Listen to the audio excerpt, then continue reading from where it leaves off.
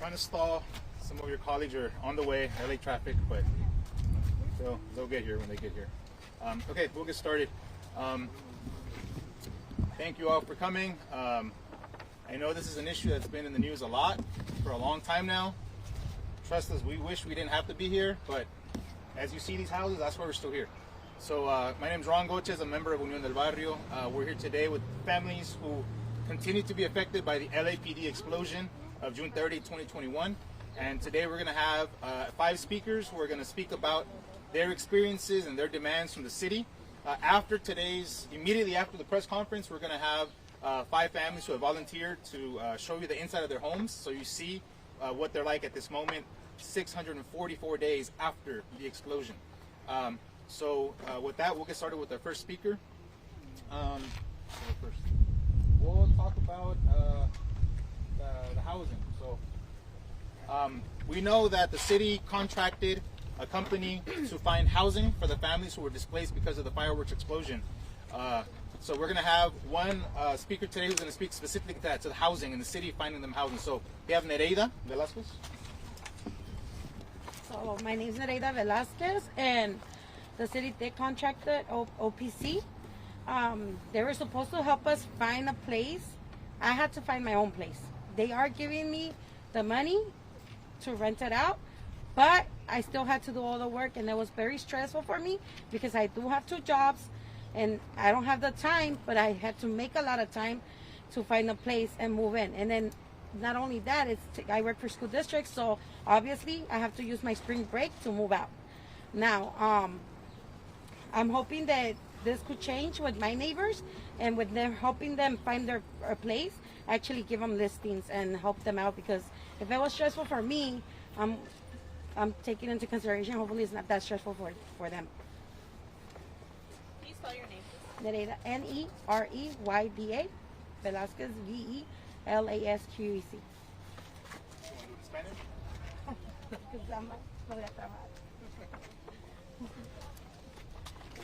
Okay, so as you heard, Nereida said that the company that was hired by the city to find housing has not found any housing for any of the families. Not one single apartment has been found by this company, who's being paid hundreds of thousands of dollars to do this work. They haven't found not one unit for any one of these families. The ones that have found an apartment found it on their own. So I think that's really, that's our tax dollars going basically to waste. Okay, next we're going to have one of the families who's going to share about the consequences of it taking so long for the city to fix the problem. So one of the problems that we've seen, and I'll let him tell you more about it, is theft. People in the community know these houses are abandoned, and so it's been free reign for people who want to break in to steal things. So I'm going to have, he's going to do it in Spanish. I can translate.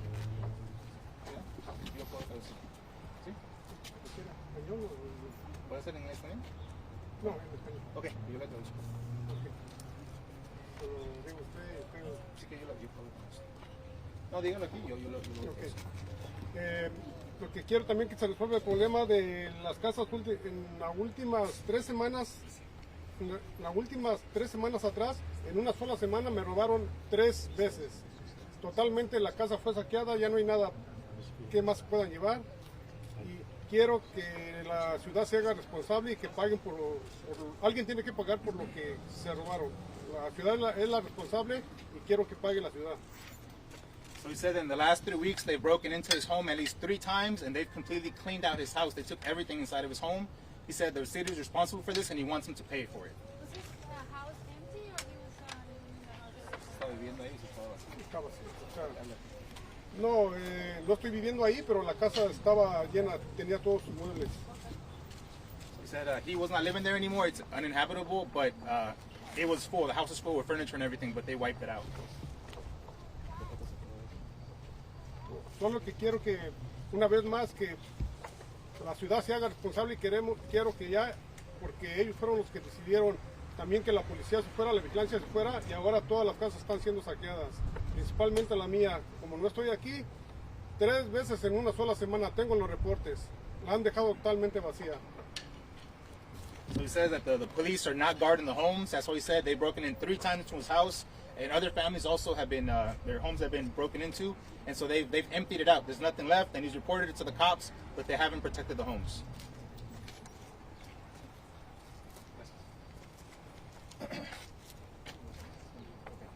So now, going back to the issue of housing, as you all know, March 31st was the deadline that the city had given them originally, and then the families organized and pressured the city into extending that stay at the hotel.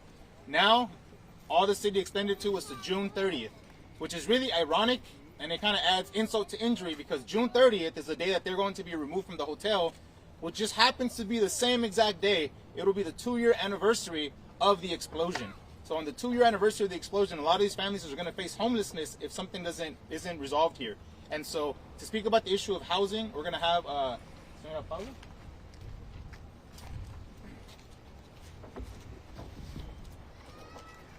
Yo le llamo Paula Benítez y soy una señora que de la tercera edad y estoy enferma y yo no tengo dinero para pagar un departamento de $2,000, $3,000 porque ya me están corriendo del hotel y yo no tengo a dónde irme y yo quiero que me den que nos den un contrato indefinido para que nos vayamos y cuando esté nuestra casa arreglada para que nos regresemos del hotel a la casa.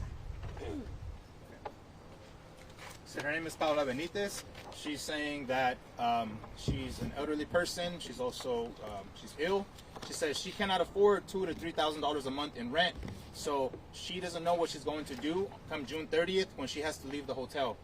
She lives in that property there. It's been paid off for, so she hasn't been paying rent for many years. So now she's going to have to be forced to pay rent because of this explosion. And she says she doesn't know what's going to happen after June 30th. So what she wants is she wants to be able to stay at the hotel until the city fixes it, until her home is repaired, and she wants to come back to her home. But until then, she has to be able to stay at the hotel. Are you Ron? I'm Ron. I'm Laura Diaz. We spoke on the phone. Yes. I have a question for you real fast because I spoke to Curran Price's office, and they claim that within that resolution is the fact that it could go all the way through the end of the calendar year. What is your response to that? That there are provisions made to extend it all the way through the end of the calendar year. So the way that the motion that was passed by City Council was written was really ambiguous. It wasn't very clear, and it doesn't say who and how many families will be able to stay at the hotel until June 30th or beyond. We have at least 19 families here who are in limbo of not knowing where they're going to stay. So trying to imagine yourself how you would feel if you did not know where you were going to live in 2 months. They don't know. They have no guarantees. It's not in writing of which family can and cannot stay. Also, does that affect the people who are renting apartments, which were the only ones who were going to qualify for that originally? Or does that also apply to people like Señora Paula, who own the property? So the city was saying they weren't going to help them at all. This wasn't going to help them at all, and they were going to have to find their own housing. So that's what she was saying. She's like, I don't know where I'm going to go. Because she has a property, she owns it, but it's destroyed, so she can't live there. Well, they're claiming that they have provisions set up for people, a team of people to help you, as well as money allocated to take through at least the end of 2023. So is that a comfort to you, or do you not believe them? What are you saying? Today is marked 644 days since the explosion. These houses look exactly the same way they did 643 days ago. So if they haven't touched them and done any repairs in 644 days, what makes us think that they're going to be able to repair all of these houses by the end of this calendar year? Mathematically, it doesn't even make sense. So even if they do extend it as much as they say that they cannot fix 19 homes completely. I mean, these things are structurally completely damaged. So if they haven't done anything in 644 days, what are they possibly going to do in a little bit more than 6 months? Did any of them hire their own contractors, or this is all done by the city's contractors? Because I was told that they had the option of choosing their own. Well, that would be news. That's breaking news, because none of us have been told that. And so the families are demanding that they be able to have their own contractor, because the contractor who fixed that home did a horrible job. The foundation is completely falling apart, and that's why the families want to get their own contractor. So if this is in fact true, that we welcome that news, and the family will happily contract their own contractor so that they can fix the homes the way they should be. It sounds like a pure crisis of confidence. You just don't believe anything was being told to you. Well, they said that the people would be able to, they said they guarantee that no one was going to go homeless, But then they give notices that on March 31st, they all have to leave the hotel unless they can pay. Now, this is a working class community. We can't afford that type of hotel. We can't afford that. And some of these families haven't been paying rent for many years because they own their property. So if they have to now go look for an apartment, the last time they paid rent, it was maybe, I don't know, $400 or $500 a month. Now, you couldn't find a box to live in for $400 or $500 a month in Los Angeles. So that's why this is a really serious and critical issue. And that's why these families are here still today demanding that their homes are fixed. What have your conversations been like with your council member? Well, let me go with the rest of the speakers, and then we'll take questions. Okay? Because we have notice.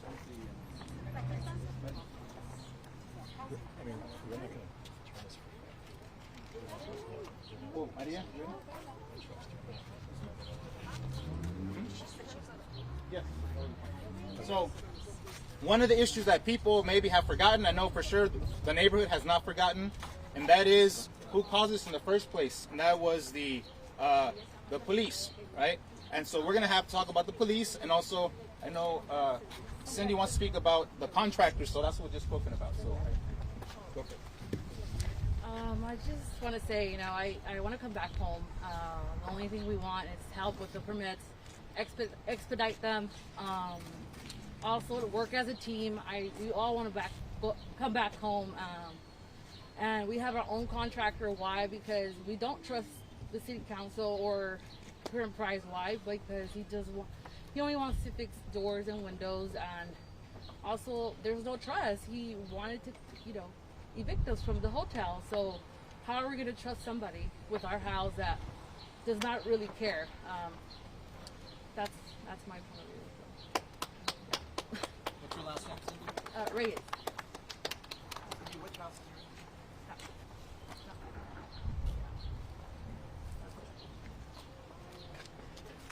Okay, thank you, Cindy. So now, again, as I was mentioning, one of the issues here that's important is the police, the ones who caused the explosion in the first place. So to speak to that issue, Maria is going to be able to speak. Okay. Good afternoon. My name is Maria Velasquez. I live in that house, and my issue is with the police. I mean, we all know who had the fireworks. They put his name out in the business like within 24 minutes.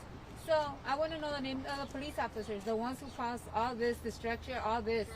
So we need to know who they are, because if it was one of us, we would have been in jail. We would have lost our life, regardless of what it is. Because, I mean, if it was a civilian, come on, what would we have done? We would have lost everything. We would have been in jail. We would have been sued by everybody. So I just need to know the names of the officers who caused this. Because like we all said, we're very hardworking people. We don't need like expensive hotels or anything like that. We just need a place or somebody that we could blame. And it's the officers. It's the city, and it's unfortunately our taxes pay the officers. So we need to know who we're paying. That's basically it.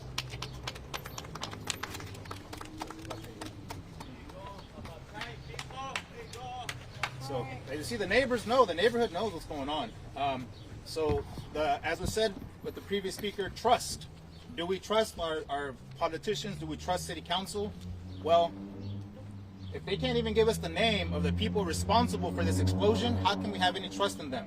And so, like has been said before, if any one of us blew up something that huge and affected this many people, we would be, we would be in a lot of trouble. But because it's police officers, they've been protecting them and hiding their names, and we have, as a community, cannot take action to sue these officers because they are being protected. So that's the type of trust, the relationship that we have with the city and with the police department. Another super important issue, the cameras today, you'll be able to go inside the houses, you'll be able to see for yourself the destruction, the physical destruction of the properties. But some of the things that you can't see, the damage, is to mental health. A lot of the kids in this neighborhood, adults as well, people with special disabilities, special needs, who have been seriously impacted by this explosion. So the mental health of the community has suffered a lot, and people continue to suffer to this day. So we're going to have Luisa, who's going to speak about that experience and how it's affected her family, and I'll be able to translate that as well. Buenas tardes, mi nombre es Luisa Bonilla. Acérquese más al micrófono, por favor. Mi nombre es Luisa Bonilla y soy una de las afectadas. Yo lo que quisiera es que nos ayudaran con la salud mental de nuestros hijos, porque es de lo que se han olvidado. Aquí prometieron mucha ayuda y no la hemos recibido. Traen la clínica móvil, pero esa solo se encarga de chequeo físicos y a mí no me ayuda en nada eso. Y también pido que vuelva la seguridad a la calle 27, porque yo vivo a la par del edificio y es donde más se han metido, aparte de la casa del otro vecino. Y pues más que todo yo quiero que se enfoquen en la salud mental, porque son 2 años de los que estamos lejos de nuestras casas, y los que no vivieron la explosión, de todas formas, psicológicamente yo pienso que nos afecta estar en un hotel. Y pues eso quisiera que nos ayudaran. Pero, ¿qué salud mental le causa cuando usted ve a personas entrando que no viven en el edificio al par de usted? ¿Entrando en el hotel? Ajá. No, pero donde usted vive, que ve que personas están robando. ¿Cómo le causa a usted vivir así? Pues me causa coraje, porque nosotros no estábamos esperando vivir esta vida. No queríamos vivir lejos de nuestras casas. Nosotros vivíamos en la casa, nadie se metía. Así es que ahora, como saben que nadie está aquí, pueden venir y llevarse lo que quieren. De por sí ya las cosas que están afuera de mi casa no sirven, pero de todas formas es una violación a propiedad privada. Y la policía, ¿dónde está? Que estaba cuidando aquí, no está. ¿Dónde está? Aunque estuvieran aquí, de todas formas a mí se me metieron 2 veces, pero igual a veces hay un poco de respeto cuando miran afuera a la policía. Pues es todo. Gracias.